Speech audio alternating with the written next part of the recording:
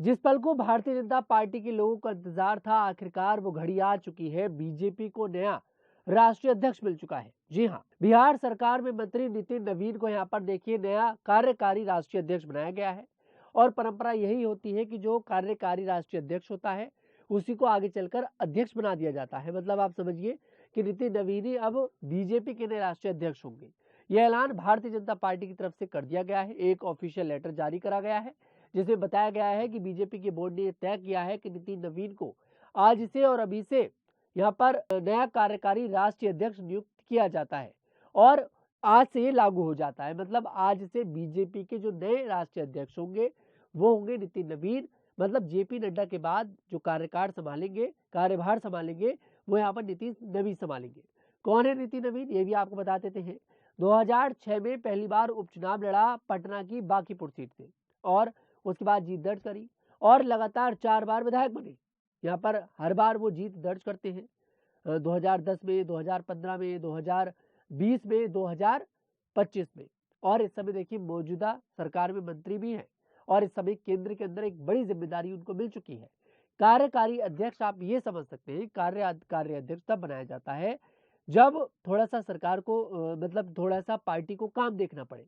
मतलब अब जो भी कार्यभार है वो जितना भी कार्यभार है वो यहाँ पर नितिन नवीन संभालेंगे और जेपी नड्डा सिर्फ अब नाम के राष्ट्रीय अध्यक्ष हैं। कुछ समय में देखिए इस्तीफा दे देंगे और पूरी तरह से नितिन नवीन जो है वो राष्ट्रीय अध्यक्ष बन जाएंगे। बीजेपी ने जैसे मुख्यमंत्री के नामों को लेकर बीजेपी चौंकाती है, एक बार फिर बीजेपी ने फिर से चौंकाया है क्योंकि किसी को नहीं पता था कि नितिन नवीन को यहाँ पर राष्ट्रीय अध्यक्ष बनाया जा सकता है क्योंकि उनकी उम्र भी देखिए इतनी नहीं है कि युवा चेहरे के हाथ में बागडोर दी गई है। मतलब साफ है कि बीजेपी सिर्फ युवा चेहरे को मुख्यमंत्री बनाने में भरोसा नहीं रखती, बल्कि यहाँ पर बीजेपी मुख्यमंत्री के साथ साथ पार्टी की बागडोर भी अब एक युवा के हाथ में देना चाहती है और ऐसा ही भारतीय जनता पार्टी ने किया है। देखिए इस समय कई तरह की अटकलें लगाई जा रही थी।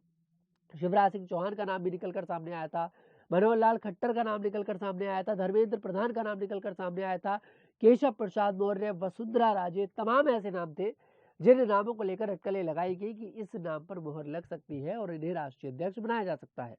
लेकिन ऐसा नहीं हुआ। बीजेपी ने अपने फैसले से सबको चौंका दिया। ऐसा लगता है कि फैसला बस ऐलान करने की बात थी। यहाँ पर फैसला सब कुछ हो चुका था पहले ही, क्योंकि यूपी के यहाँ पर देखिए पंकज चौधरी जो है यूपी के प्रदेश अध्यक्ष उनको बनाया गया पंकज चौधरी को। उसके तुरंत बाद आज ये ऐलान कर दिया गया कि भाई अब कार्यकारी राष्ट्रीय अध्यक्ष जो होंगे वो यहाँ पर नितिन नवीन होंगे। अब पूरी जिम्मेदारी नितिन नवीन संभालेंगे। मतलब यहाँ पर बीजेपी के फैसले ने न सिर्फ बीजेपी के कार्यकर्ताओं को चौंकाया है बल्कि पूरी देश की जनता को चौंका दिया है, क्योंकि बीजेपी का ये फैसला वाकई में बड़ा हैरान करने वाला है। अब बस यही देखना है कि आखिरकार नितिन नवीन किस तरह से जिम्मेदारी को संभालते हैं, क्योंकि 2026 में पश्चिम बंगाल का चुनाव होना है, 2027 में उत्तराखंड और उत्तर प्रदेश का चुनाव होना है। ऐसे में एक के बाद एक यहाँ पर चुनाव है और एक महत्वपूर्ण जिम्मेदारी नितिन नवीन के हाथों में सौंपी गई है। अब दिल्ली आएंगे और पूरी बागडोर ये संभालते नजर आएंगे। फिलहाल क्या आपको लगता है इनके हाथ में ये जिम्मेदारी गई है और एक बड़ी जिम्मेदारी इस बार पार्टी ने इनको दी है, बड़े चेहरे हैं और बिहार में तो वाकई में एक बड़ा चेहरा है ये।